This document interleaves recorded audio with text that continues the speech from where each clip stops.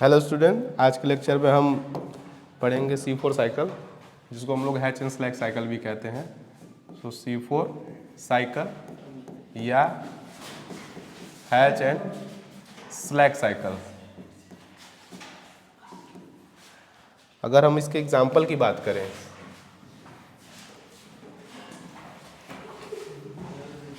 कि C4 cycle किस तरह के प्लांट में चलते हैं, तो हम इसको ऐसे याद रख सकते हैं।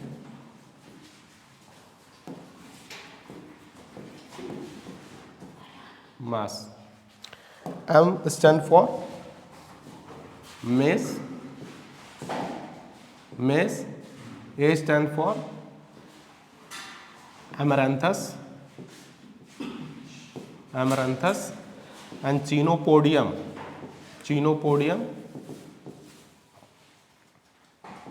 S stands for sugarcane and S stands for sorghum। तो ये वो प्लांट हैं जिनमें C4 साइकिल चलते हैं, ठीक है। और C4 प्लांट पाए कहाँ जाते हैं? तो ये कहाँ पाए जाते हैं बेटा? ये पाए जाते हैं ड्राई ट्रॉपिकल रीजन्स में पाए जाते हैं। ड्राई ट्रॉपिकल रीजन में ये प्लांट पाए जाते हैं, ठीक है। 1% प्लांट ही क्या होते हैं? C4 प्लांट होते हैं। इनकी प्रोडक्टिविटी जो होती है, मोर प्रोडक्टिविटी होती है, प्रोडक्टिविटी ज़्यादा होती है। क्यों प्रोडक्टिविटी ज़्यादा होती है? बिकॉज ये हाई सनलाइट में भी, high sunlight and low CO2 concentration पे भी ये वर्क करते हैं। एंड नेक्स्ट इसकी स्पेशलिटी ये होती है कि इसकी जो एनाटॉमी है, इसमें क्रेन्स एनाटॉमी एग्जिस्ट करती है। क्रेन्स एनाटॉमी यानी कि रीथ लाइक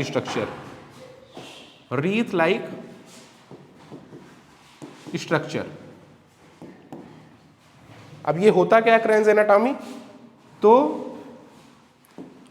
उनमें जो अरेंजमेंट होता है अराउंड द वैस्कुलर बंडल्स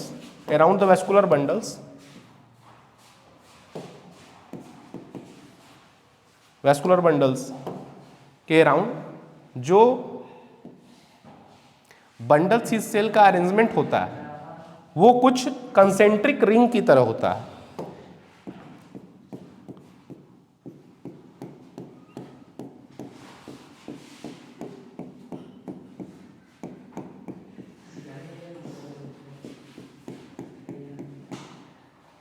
ठीक है, तो अराउंड द वैस्कुलर बंडल्स ये कंसेंट्रिक रिंग की तरह जो अरेंजमेंट है, ये होते हैं बेटा, कौन होते हैं ये हैं मेसोफिल सेल। और इसके अराउंड ये जो आपको दिख रहे हैं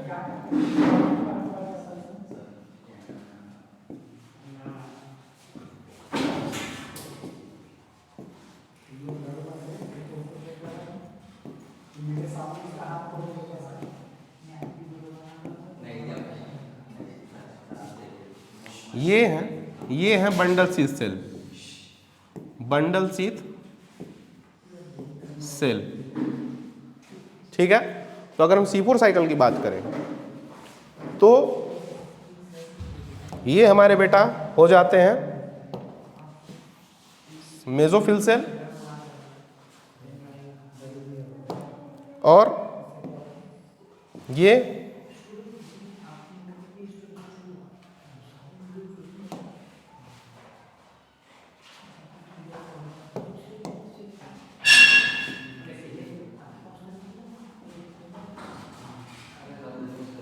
mesophyll cell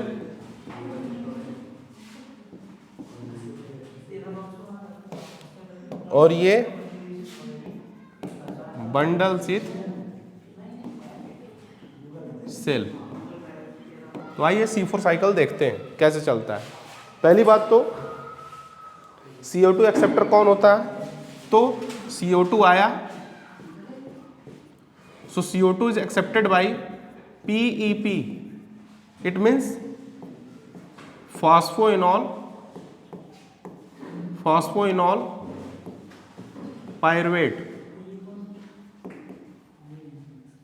So first CO2 acceptor is phosphoenol pyruvate, ठीक है। और CO2 जो है वो 1 कार्बन कंपाउंड होता है, और फॉस्फोइनॉल पायरुवेट जो होता है बेटा ये 3 कार्बन कंपाउंड होता है।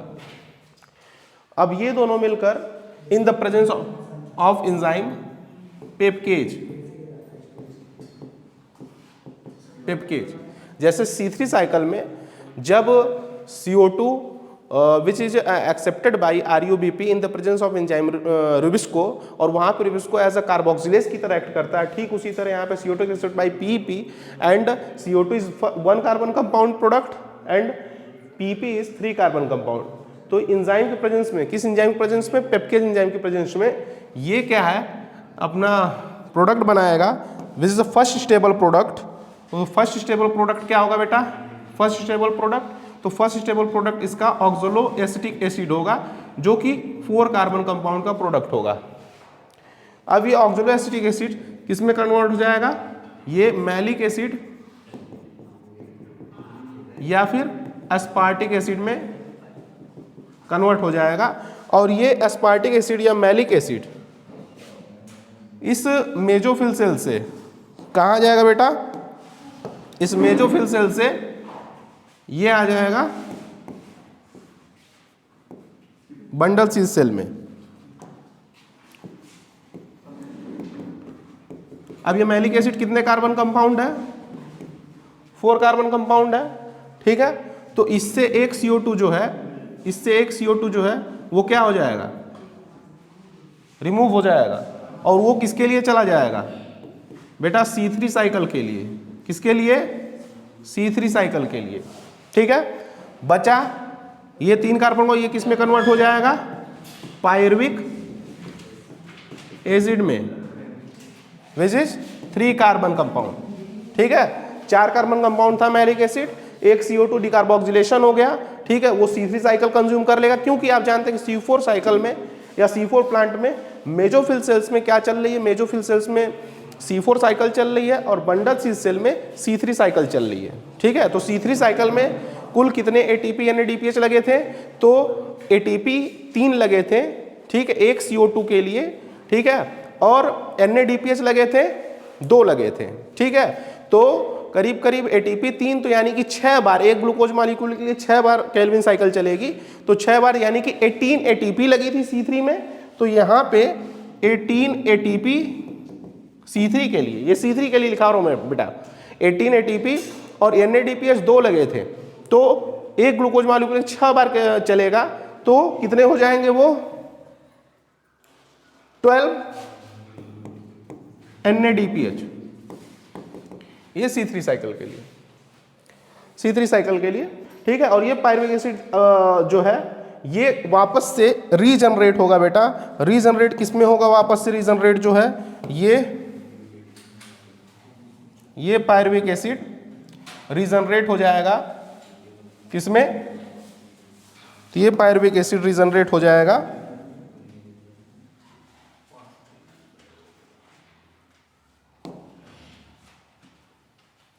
PEP में। तो यहाँ पे कुल 3 स्टेप्स इन्वॉल्व होती हैं C4 साइकिल में, जैसा कि आप देख सकते हैं। यहाँ पे ये पहला स्टेप जिसको हम बोलेंगे कार्बोक्सिलेशन, ये पहला स्टेप हुआ। यहाँ पे आप देख रहे हैं कि यहाँ पे एक CO2 रिमूव हो जा रहा है, तो इसको हम लोग क्या बोलेंगे बेटा? इसको हम लोग बोलेंगे सेकेंड स्टेप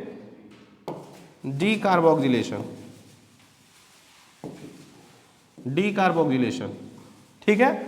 और ये आपका रहा थर्ड स्टेप रीजनरेशन। तो आपको C4 साइकिल में ये 3 स्टेप्स देखने को मिलेंगे। और यहाँ पे जब ये रीजनरेट होगा बेटा, जब ये रीजनरेट होगा, तो याद रखें कि ड्यूरिंग द रीजनरेशन यहाँ पे 2 ATP क्या होगी? कंज्यूम होगी। 2 ATP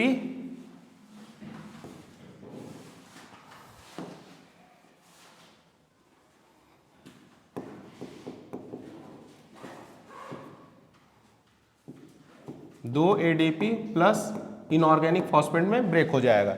2 ATP यहाँ पे लगेगी। तो C4 साइकिल में आप देख सकते हैं कि 2 ATP लगी, तो 2 यहाँ, अच्छा कुल कितने हो गए? तो C3 में बेटा C3 में 18 और प्लस ये C3 में 18 ATP लगे और प्लस C4 का भी हम ले लेंगे, क्योंकि C4 साइकिल में दोनों चल रहे हैं, C3 भी चल रही है और C4 भी चल रहा है।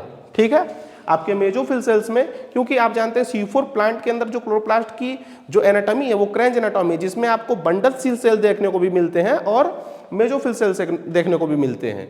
तो इसमें दोनों चीजें चलती हैं। C3 साइकिल बंडल सेल में चलता है और जो आप कह सकते हैं C4 साइकिल वो आपको मेसोफिल्स में देखने को मिलेगा। तो जो चीजें C3 साइकिल में होती है यानी कि 18 ATP कंज्यूम होती हैं, 12 NADPH कंज्यूम तो होगा ही ना। ठीक है, प्लस C4 में तो ATP कंज्यूम हुए ड्यूरिंग द रीजनरेशन। ठीक है, तो अब C3 में आप देख रहे हैं कि कुल 18 ATP लगी और प्लस C4 की ATP कितनी हो जाएगी? 6 बार वो भी चलेगा ना, 2 है तो 12 ATP। तो यानी कि कितनी ATP हो गई? 30 ATP हो गई। ठीक है, और प्लस NADPH की अगर बात करेंगे तो NADPH तो C4 में लगा नहीं है, NADPH सिर्फ यहीं पे C3 साइकिल जो चलेगी बंडल सी सेल में सिर्फ यहीं पे NADPH लगेगा। तो कितना है NADPH? जो कि 12 है। ठीक है, तो थैंक यू। फिर हम नेक्स्ट लेक्चर में कवर करेंगे आगे की